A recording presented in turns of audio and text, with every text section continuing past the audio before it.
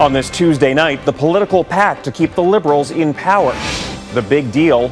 We saw an ability to work together with the New Democrats. We're not going to let the Liberals off the hook. What could end the agreement, why it's not a coalition, and what's in it for the NDP.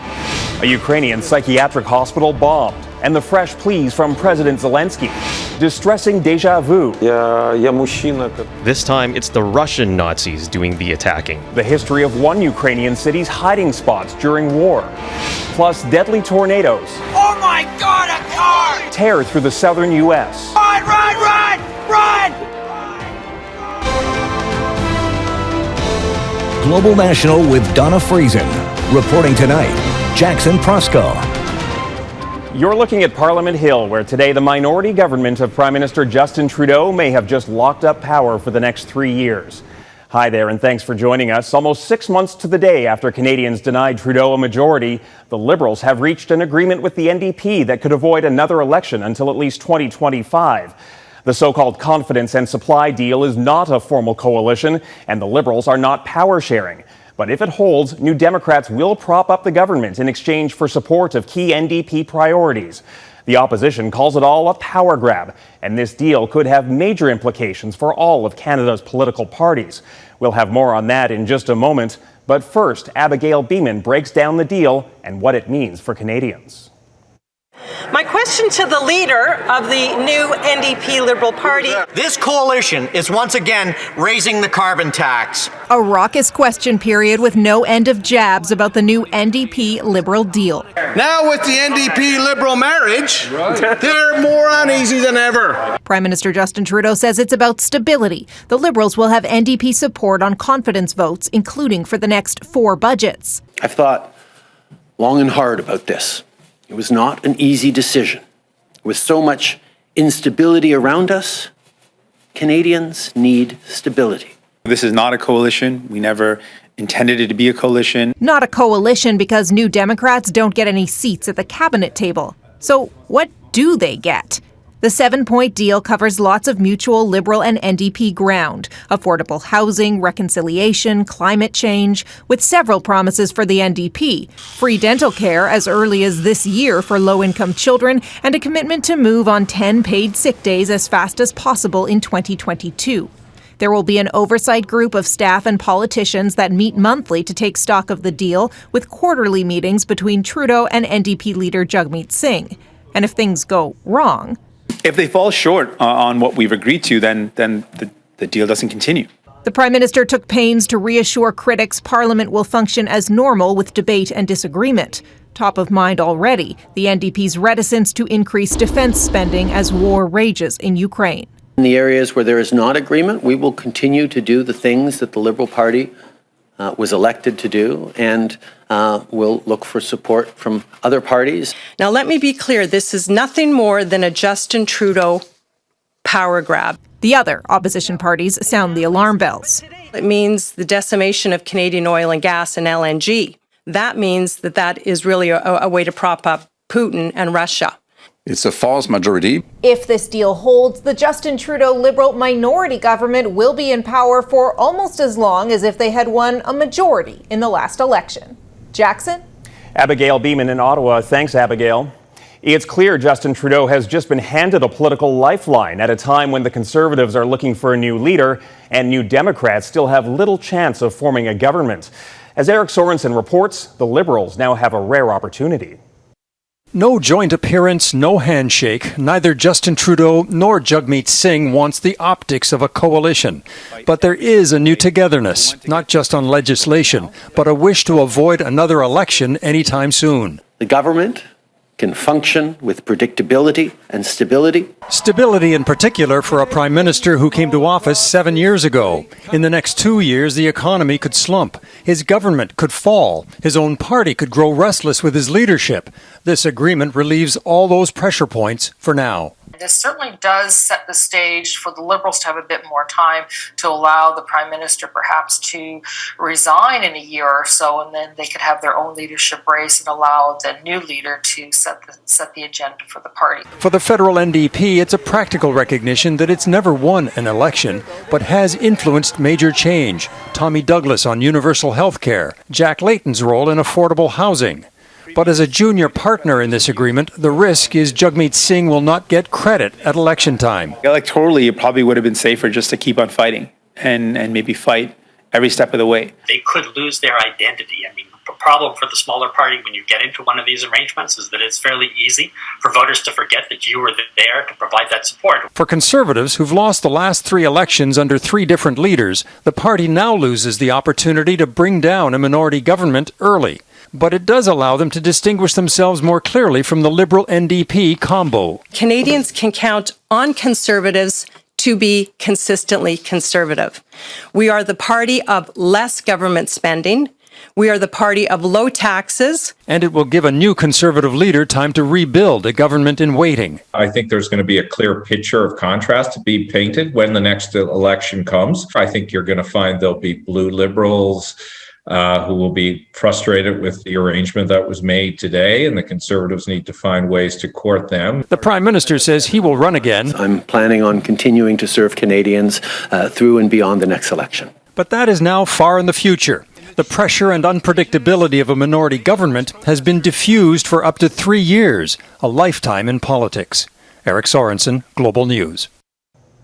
The federal government avoided having to intervene in the labor dispute between CP Rail and the union representing its workers. The two sides say they've agreed to binding arbitration ending a 2-day work stoppage. As of noon today, CP's 3,000 conductors, engineers, train and yard workers were back on the job. The Teamsters Canada Rail Conference says wages and pensions are still stumbling blocks, but its negotiators were able to reach terms and conditions in the best interests of its members. CP says it's aiming to resume normal train operations as soon as possible. And after a busy day on the domestic front, the Prime Minister is flying to Brussels tonight ahead of meetings with allied countries about the attack on Ukraine. Our David Akin is traveling with Prime Minister Trudeau and joins us now with a look at what's ahead on this trip. David? Jackson, the Prime Minister is going to spend the next 2 days in Europe, in Brussels, meeting with world leaders. Tomorrow, Wednesday, he's going to speak to the European Parliament, and that's a rare honor for a Canadian Prime Minister. Right now, the European Parliament is seized with the issue of food security. Russia and Ukraine are 2 of the world's biggest food producers and food exporters. And if Ukraine farmers can't put their crops in the ground this spring, that has all sorts of implications for food security, not just in Europe, but also in African countries and elsewhere in the world. So a lot of people may look to Canada to help. Canada can be a breadbasket to the world. Good thing we got that CP rail work stoppage sorted out so Canadian farmers can put their crops in the ground. So the PM will talk about that. Then on Thursday, the Prime Minister joins NATO leaders for a NATO Heads of Government Summit. One of the issues there is NATO unity, NATO consensus in the face of Russian aggression. Some NATO countries want to move a little quicker. Poland, for example, would like to put peacekeeping troops into Ukraine. Lithuania would like to enforce a no-fly zone. Canada and other NATO leaders aren't there yet, but they will be talking about that. After the NATO summit, G7 leaders will meet. That includes the Canadian Prime Minister on the agenda, the global economy, how to respond to China. And after that, the PM gets back in his plane and heads right back here to Ottawa. Jackson? All right, David Akin at Ottawa International Airport. Thanks, David. Ukrainian President Zelensky spoke to Prime Minister Trudeau today. He tweeted they discussed the humanitarian catastrophe, the peace process, and the importance of effective security for Ukraine. Zelensky also told Pope Francis he would welcome the Vatican's help to mediate peace talks with Russia. And when he spoke to Italian lawmakers today, the Ukrainian president warned his country is Putin's gateway to Europe. Ukrainian forces are holding back some of Russia's ground offensive, but hundreds of thousands of people are still trapped and desperate to leave. Redmond Shannon reports. Dr. Anatoly Pavlov is filming what's left of his Mykolaiv hospital. I want to cry, he says in Russian, his first language, because we had a connection between Ukraine and Russia, but Russian cruelty is so brutal. Nowhere is the cruelty greater than in the besieged city of Mariupol. Ukrainian authorities say 2 more large bombs were dropped Tuesday, and at least 100,000 people want to leave, but can't. The mayor of Melitopol says, like Mariupol, his residents are also running out of food and medicine. Similar supply struggles reported in occupied Kherson, where Russian troops again allegedly used stun grenades to break up protests. Rome, the latest virtual venue for Ukrainian President Volodymyr Zelensky, describing his country as Russia's gateway to Europe. He pleaded with Italian lawmakers for a complete European ban on Russian oil and gas imports. The White House suggesting the EU and US President Joe Biden will make further commitments in Europe this week. He will announce joint action on enhancing European energy security and reducing Europe's dependence on Russian gas at long last. Zelensky has told Ukrainian media he is prepared to meet with his Russian counterpart, Vladimir Putin. UN Secretary-General Antonio Guterres imploring Russia to make that happen and to stop its invasion. Continuing the war in Ukraine is morally unacceptable, politically indefensible, and militarily nonsensical. There is enough on the table to cease hostilities now and seriously negotiate now. The Kremlin said Tuesday it would like the ongoing talks between teams from Russia and Ukraine to be more active and substantive, but it refuses to make public the demands it's making. Jackson? Redmond Shannon in London. Thanks, Redmond. The United Nations Secretary General says the war in Ukraine is unwinnable and going nowhere fast. The only outcome to all this is more suffering, more destruction, and more horror as far as the eye can see. The Ukrainian people are enduring a living hell. The UN Secretary General says the war is reverberating globally, with skyrocketing food, energy, and fertilizer prices threatening to spiral into a global hunger crisis. An even longer punishment for Putin's fiercest critic. Coming up, the new prison sentence for Alexei Navalny.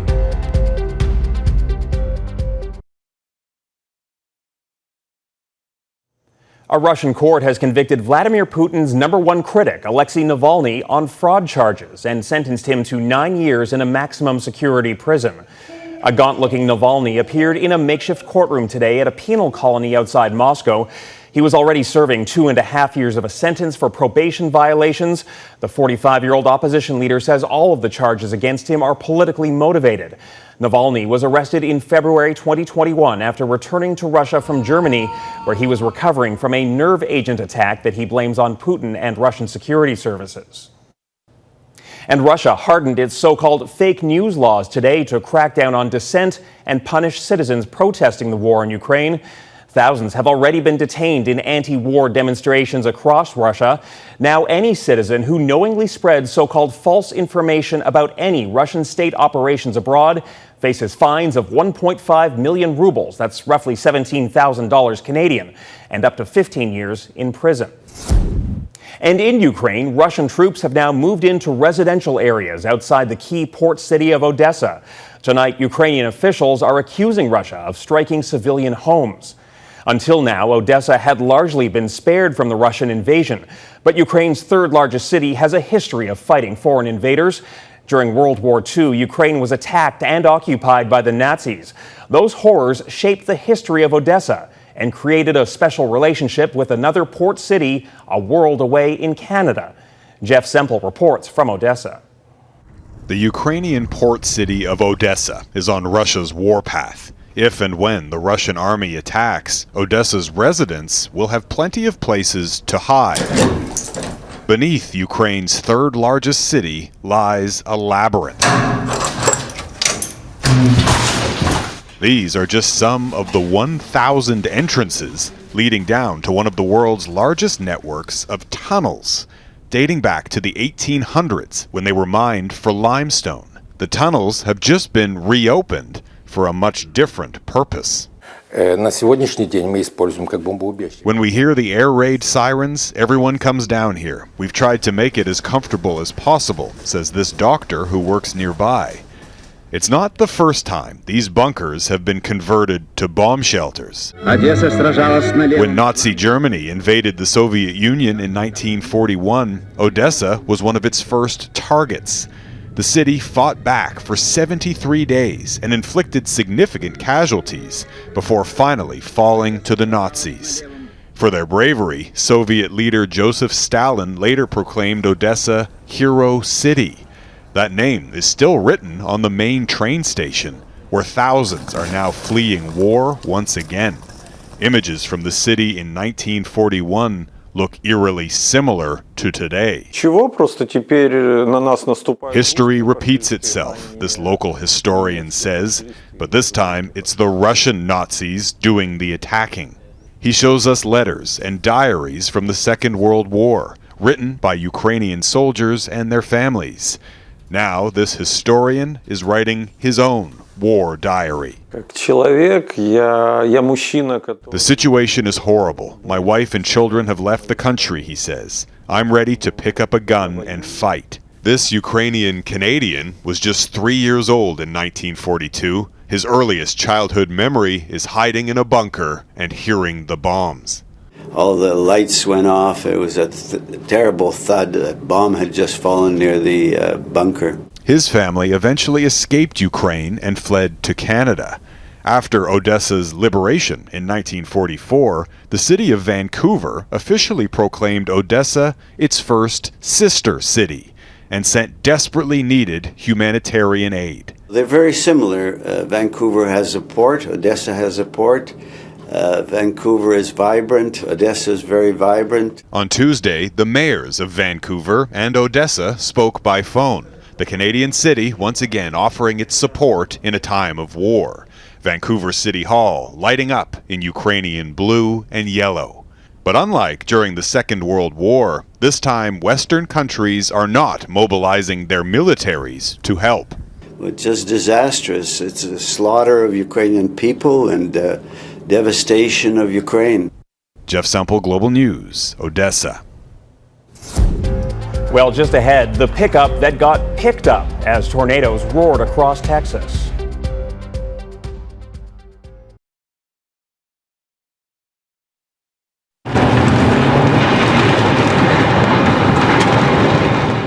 Well, check out the heart-pounding moment a pickup truck was swept up in a tornado.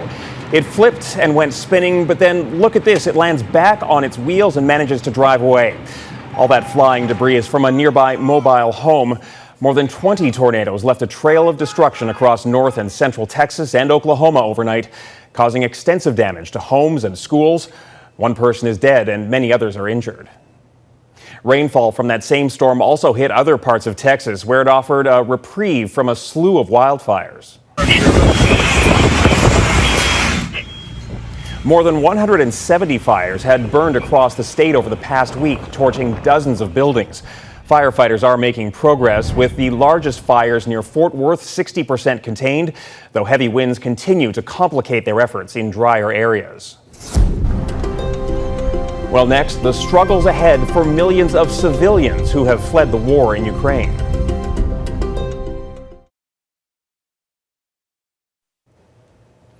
The Ukrainian refugee crisis is about to surpass worst-case predictions. Nearly 4 million people have fled, and thousands still cross into neighboring countries every single day. The sheer numbers are just one of the challenges for governments across Europe. As Mike Armstrong reports from Poland, those fleeing can't simply leave behind the trauma of war.